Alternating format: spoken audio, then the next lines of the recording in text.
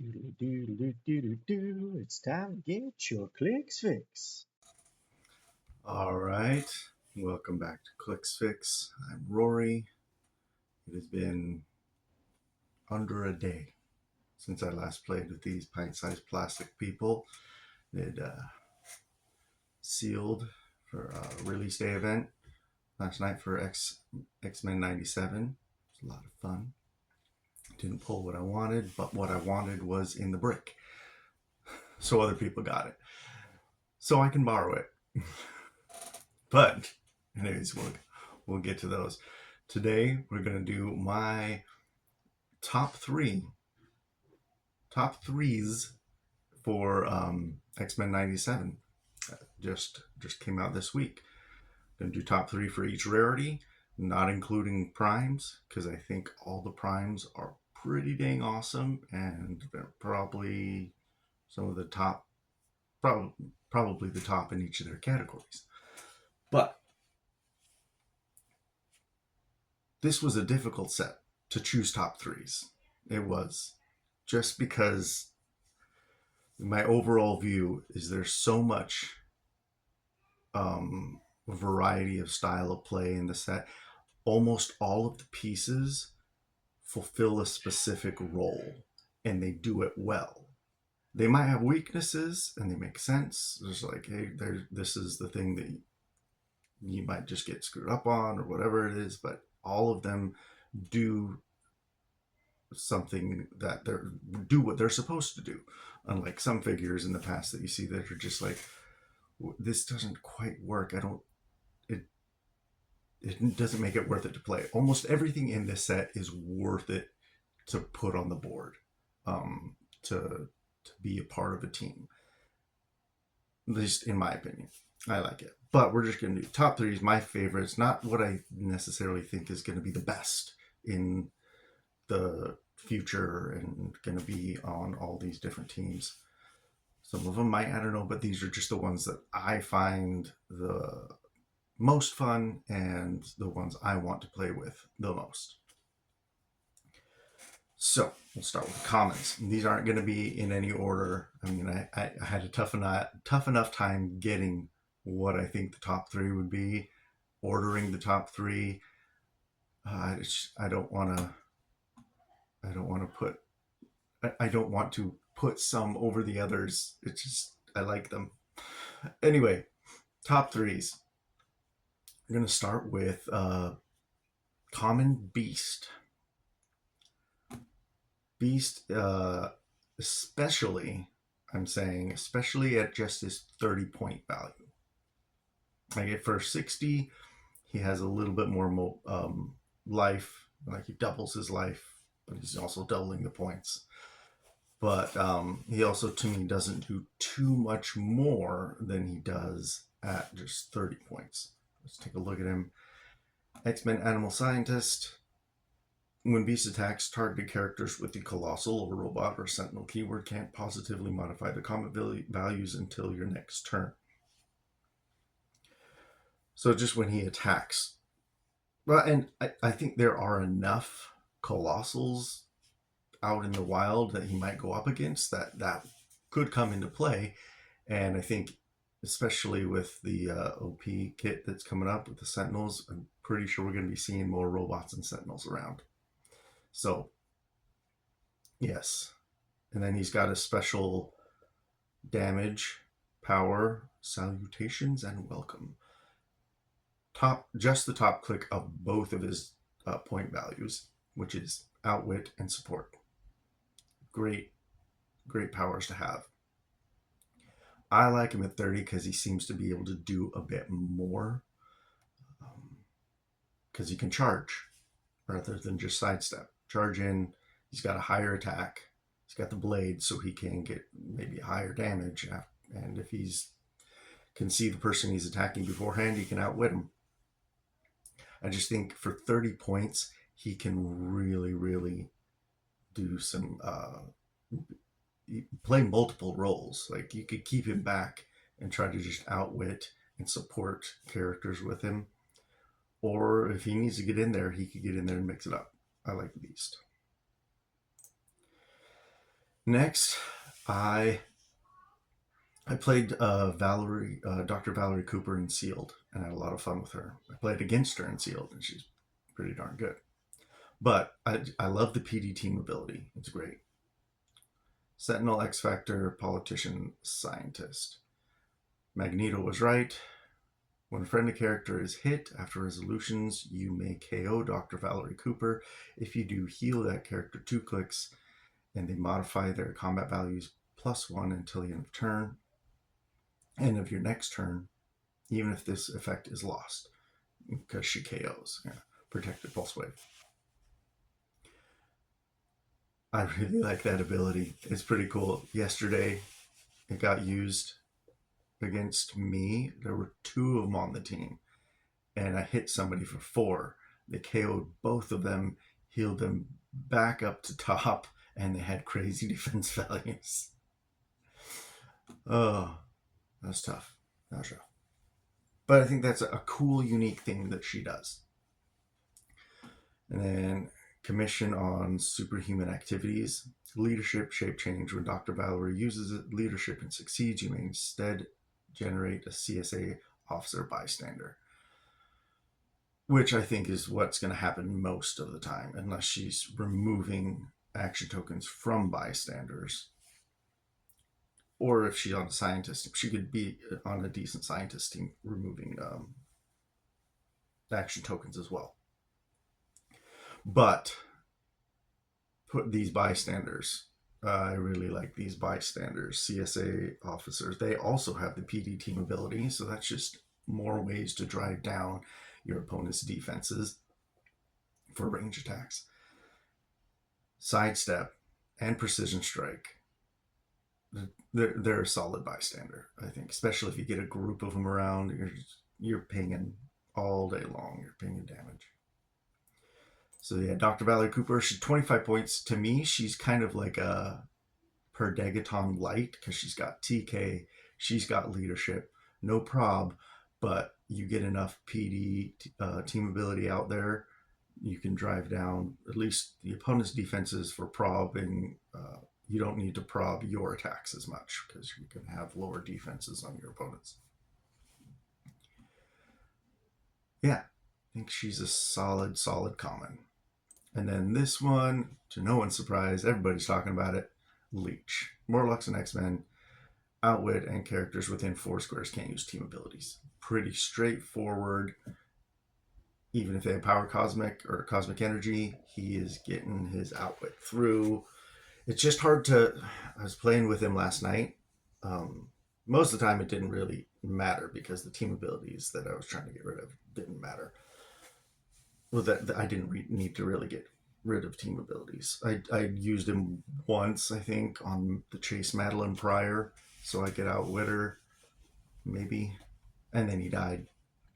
But that's kind of what he serves at purpose. He can get in there, get the outwit on the thing that you need, let you go to town that turn, and it's very possible he might just die.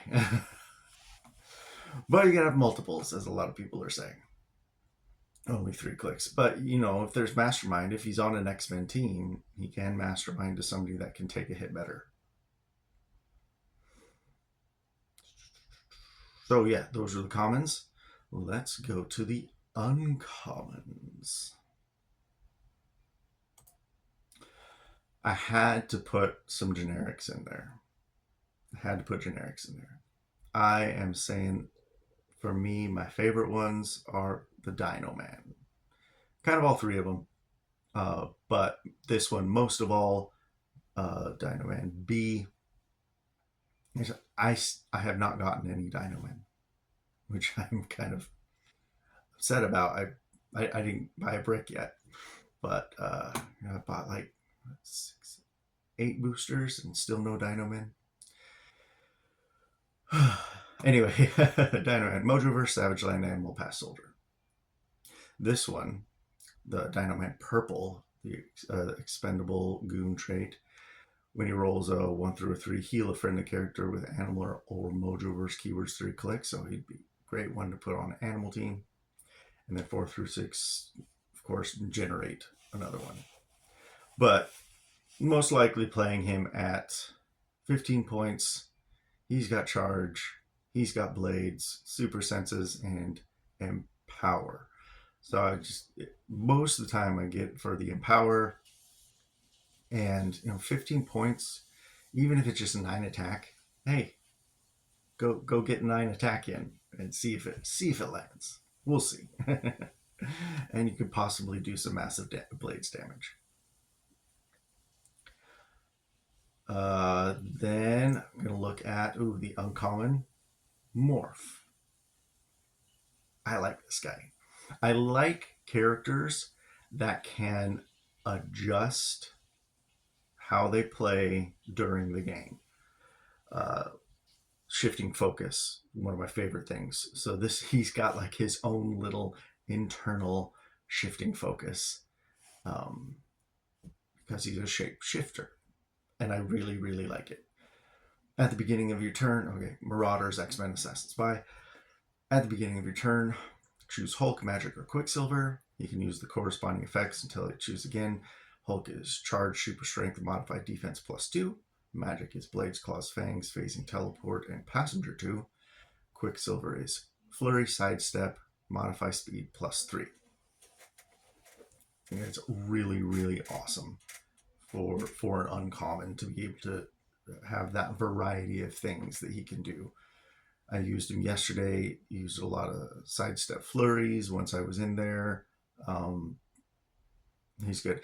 It'd be nice to, you want to have some perplexes, probs, because you want him, you hope he lands a hit. He did a few times for me, but having just the 10 attack, the whole, I mean, he's got like almost the same values the entire dial, which I think is pretty awesome. But you like to beef up his attack a bit to get those hits in.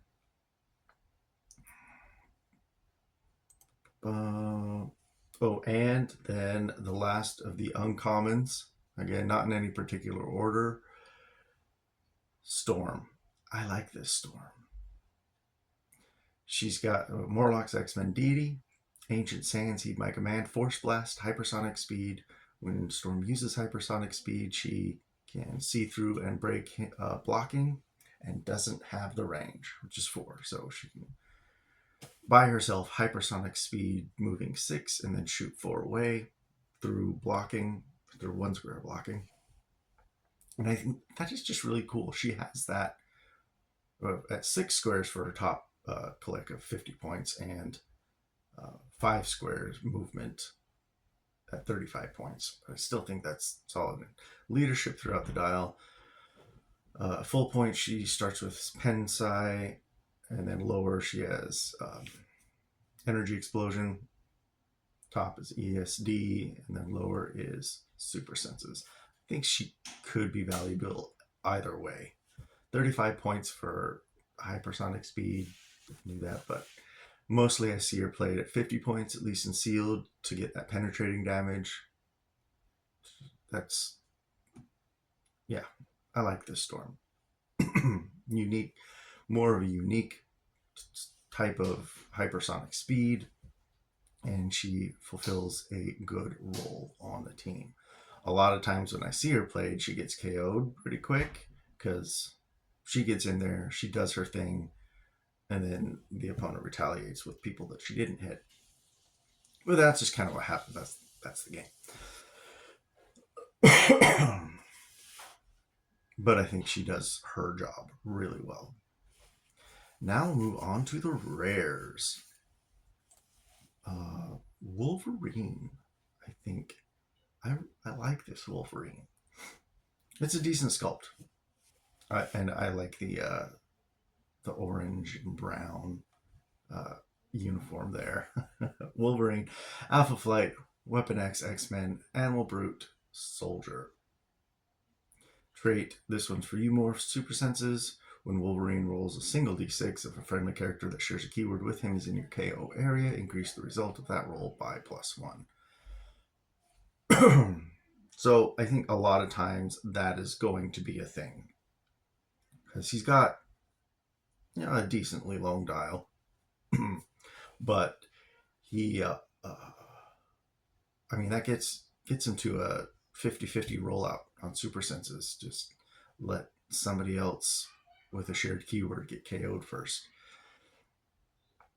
So just don't get him in there first. Let somebody else do it, and then let him follow up.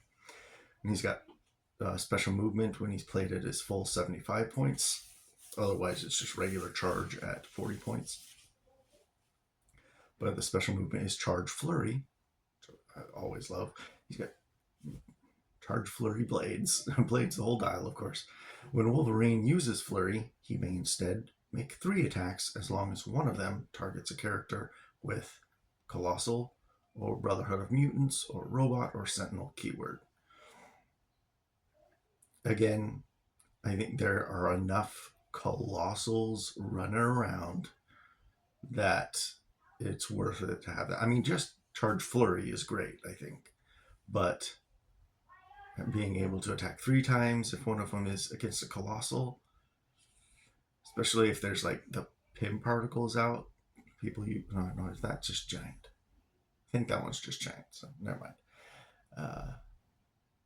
But still, possibility of getting 3 attacks out there, and you know, with the coming OP kit, there are probably a lot more robots and sentinels out there too. But I like him. This is a fun Wolverine, I think.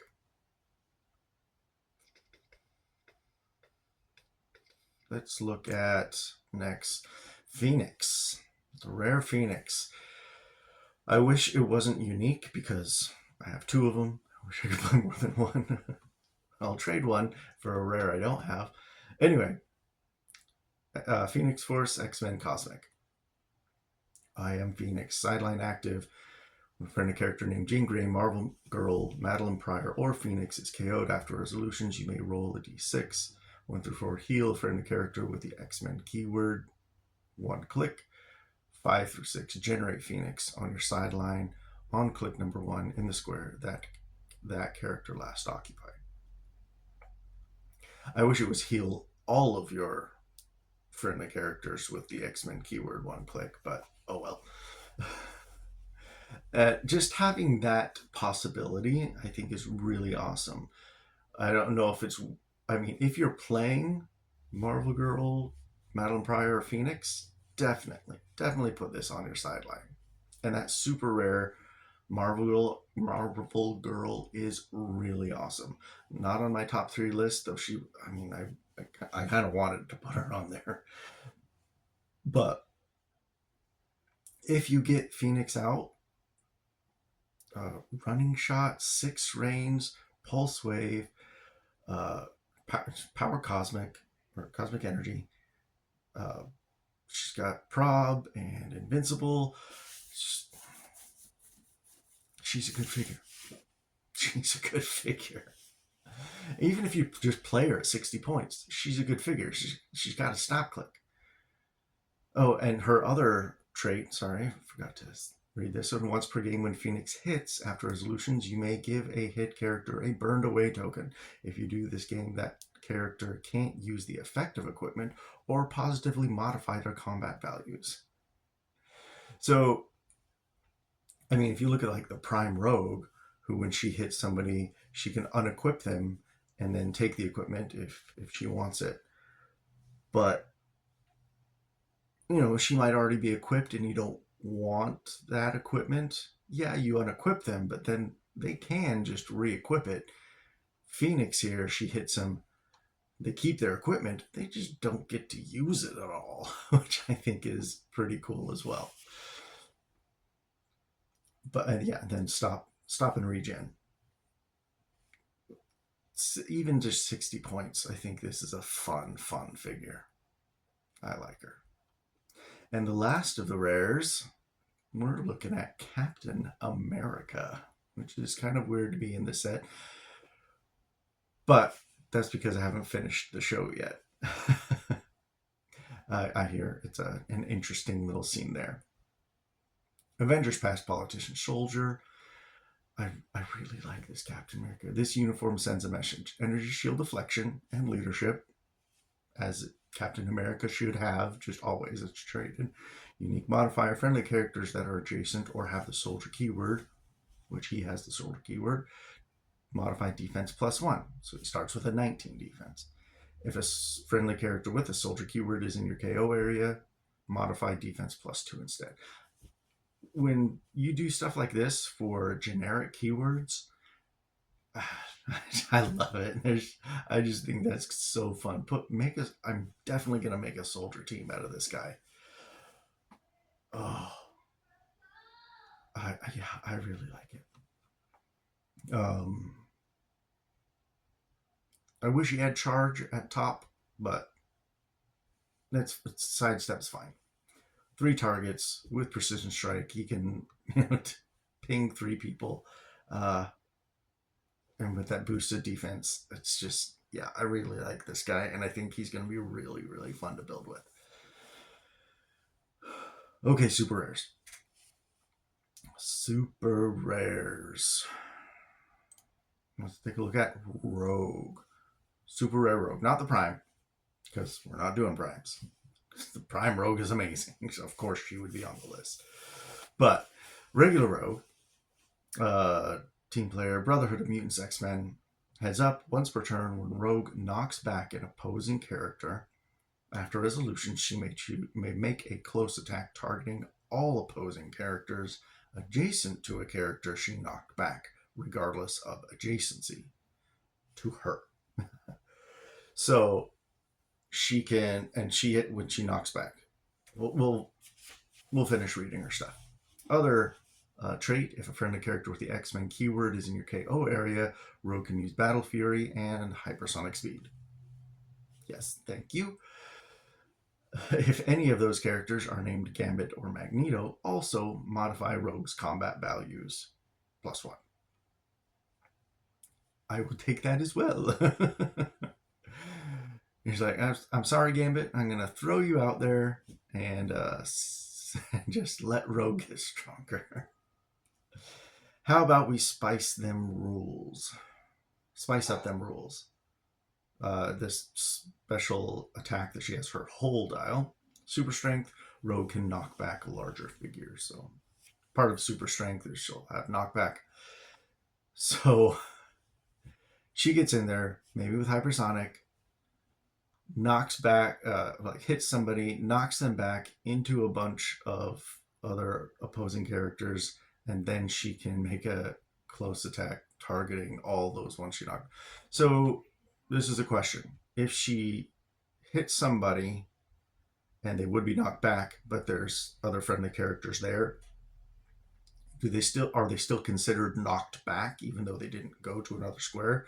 Because I feel like they do, because if there's a wall there, they're still considered knocked back because they hit the wall. See what I mean? Anyway, if I'm wrong, let me know. But yeah, I think that's really cool because she doesn't have to. I mean, would they wouldn't get their shape change because they just they don't become targeted. I don't know. I have to get some rules gurus on that. So I think they might be able to roll shape change, but it's almost like a targeted attack. Like at top 125, she's doing 5 damage to that one. Oh, and she's just targeting them all. She's not using bolts. She's doing her full damage to everybody that takes that second hit of getting knocked back into. Oh, man. I like figures like that. That can just do their full damage to large groups. Yes, Rogue, please. Thank you. Next, I'm going with Abscissa. I think this is a really unique, fun, and cool figure.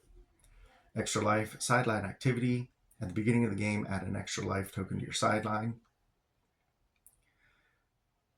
Real name Jubilation League, so it's Jubilee. Mojo versus Future Robot. Oh, she's robot. Interesting. Second trait. Mojo needs beta testers sideline active. When a friendly character with the X-Men keyword would be KO'd, you may remove any one extra life token from your sideline. If you do, instead turn that character to its last non-KO click, and after resolutions, generate a Bsissa on click 5 from your sideline. That's her last click too, but it's a dangerous last click. And then she's got this special attack on her last click and her top 2 clicks. Giant Reach 3. Blades cost Fangs, but can use it when targeting multiple characters. She's got 2 targets and rolls a separate d6 for each character. So she's got her own little mini Ares bomb, which is 2 targets, but she can also do it from 3 squares away, which is pretty freaking cool. 50 points. Ignores characters, ignores elevated. I think this is a lot of fun in one figure. And when she can come off the sideline, I think that's sweet as well. But she's just also, she's dangerous. She has the potential for a lot of damage going all over the place. Next, and this one is probably my favorite of the super rares overall, Professor X. She our X-Men ruler scientist. To me, my X-Men Professor X leadership. Power once per game, roll a d6 and heal all friendly X characters with the X-Men keyword. A number of clicks equal to half the result, rounded up. Just like a map-wide support for X-Men, which is awesome. Just once a game, but that's awesome. Welcome to your mind. When an opposing character within range and line of fire makes a range attack, roll 2d6. If the result is greater than finalized attack roll, that attack misses all targets. If you got hot dice, they're not doing range attacks on you. They're not hitting you. And, I mean, they're going to have to roll pretty high anyway because you're going to keep him next to about all the figures with his 19 defend. He ignores everything for line of fire. 3 targets mind control. 12 attack at top. Yeah. Awesome, Professor X. I really, really like it. I want it. I've only got 1 super rare so far. All right, chases. Let's do the one that's on the almost everybody's lists. Nightcrawler. Nightcrawler's a lot of fun. X-Men martial artist. When Nightcrawler moves, after resolutions, you may generate a BAMF marker in a square he moves through, then remove any of other BAMF markers from the map. When Nightcrawler is missed by an opposing attack, you may immediately place him in a square with a BAMF marker. It's like almost the exact same BAMF as the rare, which is a really cool ability. But this one has traded super senses, but succeeds on a 4 through 6. So better super senses than the rare, which is awesome. And then he's got this special blade, special attack power. He ignores characters. It's funny, he doesn't ignore elevated, but he ignores walls and characters. He ignores blocking characters, but not elevated. Anyway, his special attack, Blades Claws Fangs, Precision Strike. Love Precision Strike, especially when you have the potential for a lot of damage as well. Okay, so even if I don't roll high on my blades, I'm still going to get 1 in, unless you roll a 6 on your super senses. Anyway, when Nightcrawler uses Blades Claws Fangs, after resolutions, you may place him up to 3 squares away from his current square and make an attack. This power may be triggered up to twice per turn. So if he uses blades, oh man, it's after resolution. So hypersonic speed, you're moving twice. No, that's not when he uses blades cause things. Okay, so he's got to use the blades. So hypersonic blades, finish the movement. Place 3 more squares. Blades. Like if you hit and use blades, then you can go 3 more squares and make an and blades. So he can hit 3 times. Three times with blades, with a lot of movement in between. It's awesome. Yeah. this is a really fun Nightcrawler. Really, really, really fun. Next, let's go Mr. Sinister. This is I don't know how like meta or anything this guy will be, but I think he's just so fun because of this first trait here. At the beginning of the game, choose an opposing character and generate a clone bystander. So Mr. Sinister is generating the bystander. It gets his keywords. This game, the clone bystander is considered to have the same name as the chosen character, can use the standard powers the chosen character can use, and may replace its combat values with the displayed values of the chosen character. When the clone bystander would be KO'd, roll a d6, 5 through 6. Instead, the clone isn't KO'd. It's just that chance of just, no, it's not. That's so annoying. Because if you're attacking the clone, you're just like, he just might not die. But it's also thinking, it's almost just like a super senses roll. You don't hit. Ignores characters for movement. A special damage power, which is through all of his top clicks if you're playing him at 100 points, and only his one top click at 50 points. Outwit, perplex, and prob. Just having all of those amazing powers. It's great. When he uses them, he may choose that he has a range of 8, and lines of fire he draws can't be blocked. If he does, he may only target characters that share a name with another character on the map. So you could do that to target the opposing character and just hide him behind whatever he needs to hide behind. Just get within 8 squares and he can outwit that person, perplex that person, and use prob on that person. Or he could also use perplex and prob on the clone when the clone is being aggressive. And again, this is a character I really like because he can be played in various ways. You can utilize him in different ways. Either top click, he's got a 19 defense, which I think is awesome. Yeah, I like this. He's just super, super fun. I played with him in Sealed last week, and I played with him at 100 points, and he did a pretty good job. It was a lot of fun with him. The clone usually got KO'd. I didn't roll well for keeping it alive, but I chose somebody with leadership because I didn't have leadership on my team, so I got to copy their leadership and for a while have better action economy. Anyway, the last chase we're going to look at here is Madeline Pryor. Went against this last night. She's nuts. I really like her. Cosmic Energy and Mystics, Marauders, X-Men, Monster, Mystical Ruler. Great keywords. Welcome to my Inferno. At the beginning of the game, generate 4 Phantasm bystanders in your starting area. Friendly bystanders within range can use Madeline Pryor's displayed damage power. So at the beginning of the game, that's 5 probability controls right there.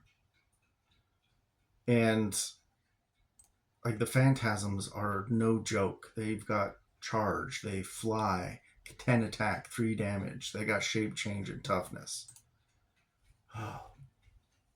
But it's just for all bystanders. You put her on a bystander generating team and you just have a ton of support powers, whether it's prob, perplex, or outwit, depending on where she is on the dial.